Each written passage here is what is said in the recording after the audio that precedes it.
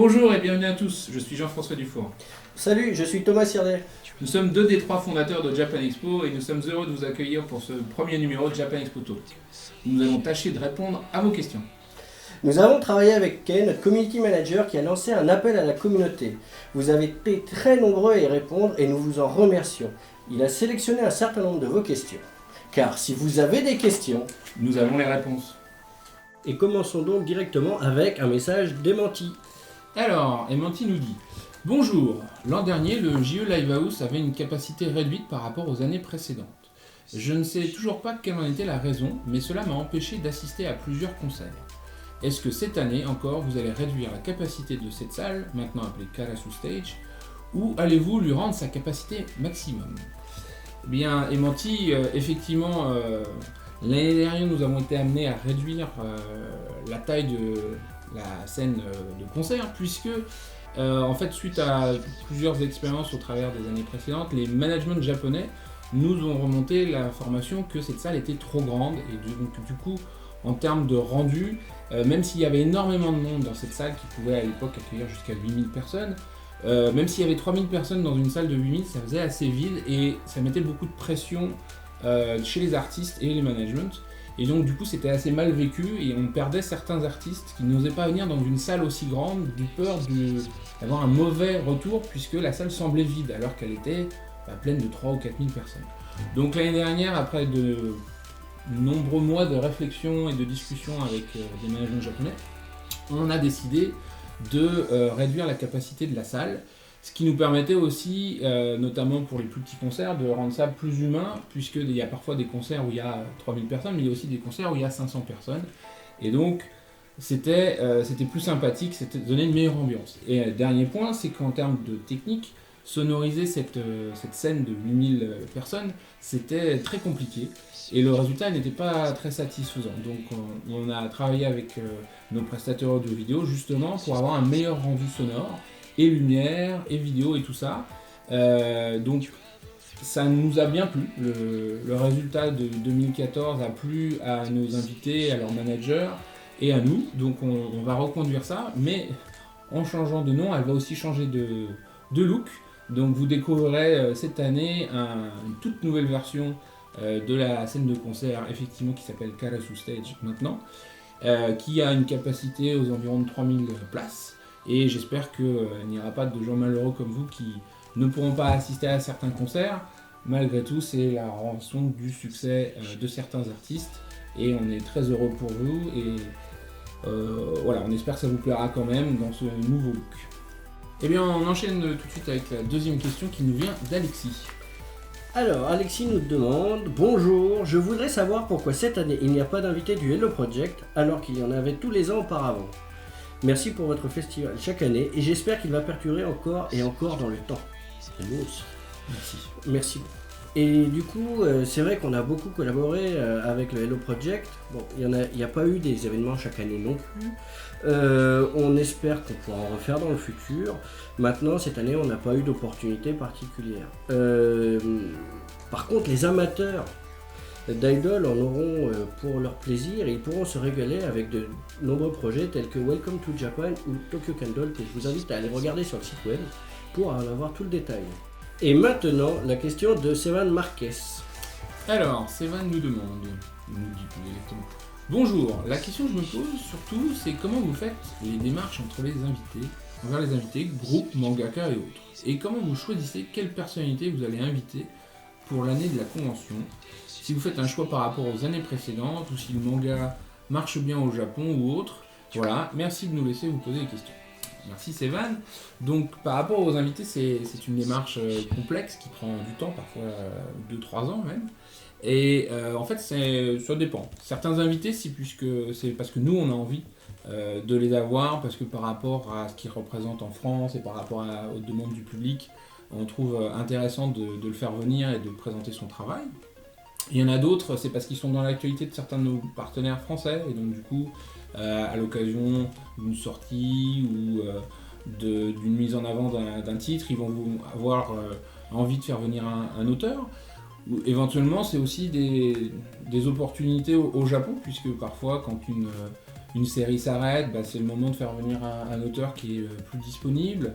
Il faut voir que notamment au niveau des mangaka que vous citez, c'est des gens qui ont des plannings très compliqués et qui, quand ils travaillent notamment dans des publications hebdomadaires, ne peuvent pas sortir du Japon facilement. Donc on attend parfois qu'ils soient entre deux séries pour pouvoir les faire venir. Et puis on a aussi tout simplement un mélange entre l'actualité, nos coups de cœur. On a des choses qu'on a envie de présenter, des choses qu'on a envie de présenter qui sont actuelles ou passées. Cette année, on va accueillir par exemple M. Kobayashi, qui est un très grand animateur en charge des décors dans plein de dessins animés. Il n'est pas forcément demandé et connu, mais c'est quelqu'un qui pour nous a marqué une population de quarantenaires avec de nombreuses séries dans les années 80. Voilà. Et voilà, c'est un mix un peu entre tout ça. Il y a aussi des managements japonais qui peuvent nous contacter puisqu'ils veulent venir faire de la promotion de leurs artistes, de leurs licences, et ils trouvent que Japan Expo c'est une belle opportunité pour eux. Donc c'est un peu un mix entre tout ça, et puis c'est vrai qu'on fait attention à ne pas faire revenir les gens tout le temps, donc le côté est-ce qu'ils sont déjà venus, etc. Oui, évidemment, on le prend en compte, mais vous allez voir, bientôt on va annoncer quelqu'un qu'on a eu le plaisir d'accueillir il y a quelques années, et qu'on va réaccueillir cette année avec un grand plaisir. Maintenant, le message de Lucie. Bonjour, tout d'abord je voulais vous remercier pour votre concept génial. Merci beaucoup Lucie. J'aimerais savoir quel jour Umi-kun sera présent, mais également le déroulement les journées le concernant, c'est-à-dire ce qu'il va faire, va-t-il chanter, prendre des photos, signer des autographes ou autre, et à quel moment et où pourra-t-on le rencontrer. Pourrait-on acheter sur place son single qu'il a récemment sorti. Merci par avance, j'espère pouvoir faire partie de votre événement. Au revoir et à très bientôt. Il y a beaucoup de questions, donc je vais les reprendre pour t'aider. Donc pour commencer, Thomas, et répondre à Lucie, peux-tu nous dire quand est-ce que sera présent Umi-kun ? Umi-kun sera présent tous les jours du festival. Tous les jours, donc du jeudi au dimanche. Tout à fait, du jeudi au dimanche, du matin au soir. Il sera partout, sur les espaces, dans les allées. Il va courir et il veut rencontrer tout le monde. D'accord. Et alors, est-ce qu'il va chanter, prendre des photos, signer des autographes, autres ? Qu'est-ce qu'il va faire en fait ? Il va faire des dédicaces, il va faire des conférences, il poussera sans doute la chansonnette à certains moments.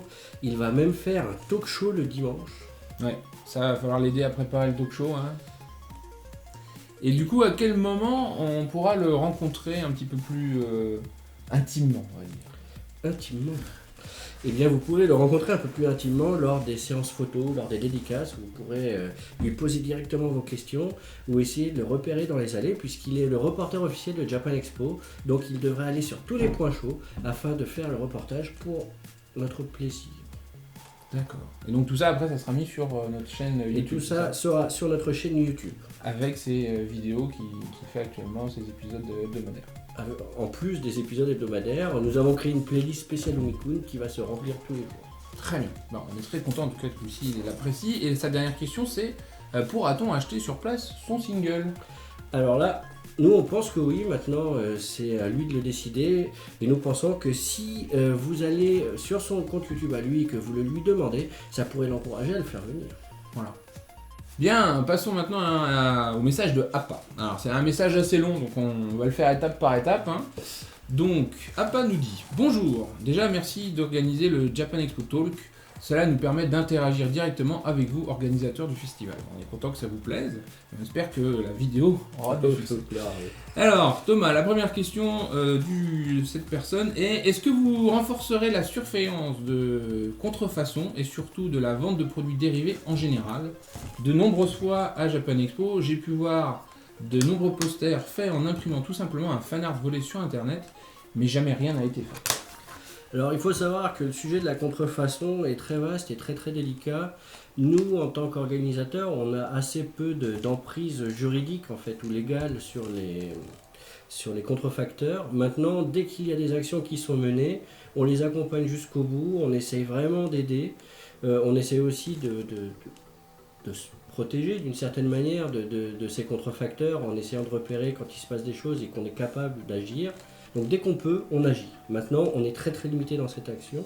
Et on compte aussi sur vous qui venez sur le festival pour ne pas consommer ces produits-là, puisque s'il n'y a plus de gens qui les achètent, il n'y aura plus personne pour les fournir. Tout à fait.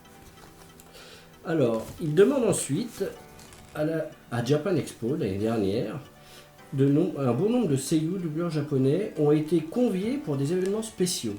Il cite par exemple l'avant-première de Kei Missing Kings avec Horie Yui et Tsuda Kenjiro.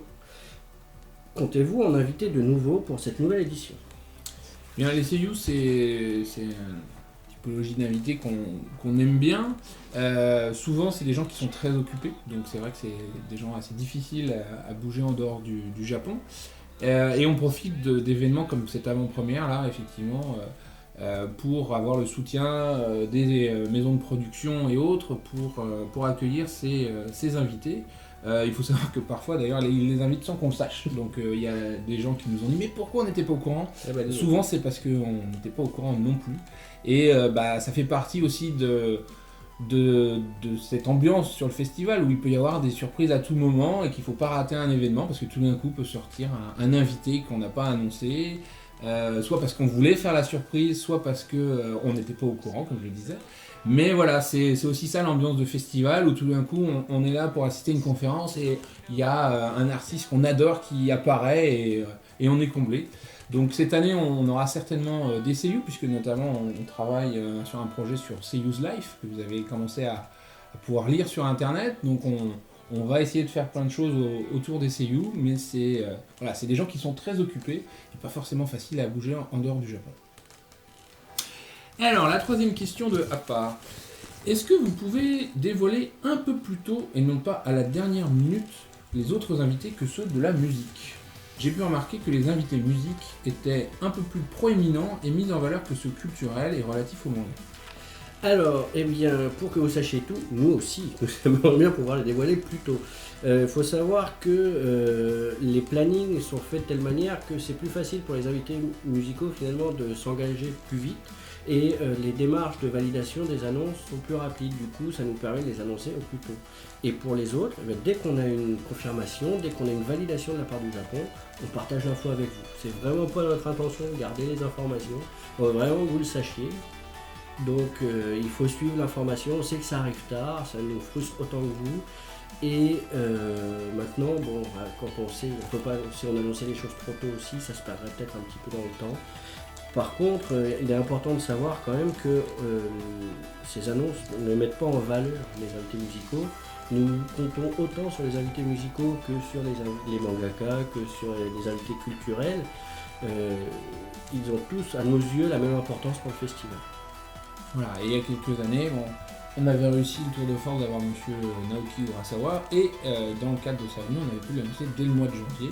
Mais c'est vrai que c'est un peu particulier parce que c'est quelqu'un qui est très indépendant, donc du coup les délais de validation et de mise en œuvre de son voyage avaient été raccourcis. On travaille actuellement on sait que c'est quelque chose que vous souhaitez, et on travaille actuellement à trouver des moyens pour valider encore plus tôt tous les invités. Mais c'est vrai que, comme le disait Thomas, les invités musicaux, c'est des gens qui sont plus libres en termes de planning, qui sont capables de se projeter longtemps à l'avance. Les mangaka, par exemple, c'est des gens... tout va dépendre de leur travail, et s'ils sont en retard, ils ne viendront pas, et donc on a déjà eu par le passé des gens avec qui on travaillait qui ont annulé, donc c'est vrai qu'on préfère vous les annoncer quand c'est certain. Si à travers cette émission vous voulez nous dire non, donnez-nous tous les noms, on peut envisager de vous les annoncer plus tôt, quitte à ce que on les annule. Mais voilà, on avait l'impression que c'était pas la bonne solution. Ensuite, il nous demande, question intéressante. Pourriez-vous m'expliquer pourquoi à Japan Expo, une convention centrée sur la culture japonaise, dans son sens général, y a-t-il la présence de K-pop et un stand de League of Legends? Je n'ai rien contre, mais ça n'a absolument rien à voir avec le Japon, surtout League of Legends qui aurait plus sa place à Paris Games Week. Alors, il faut se souvenir de ce qu'est initialement Japan Expo en fait.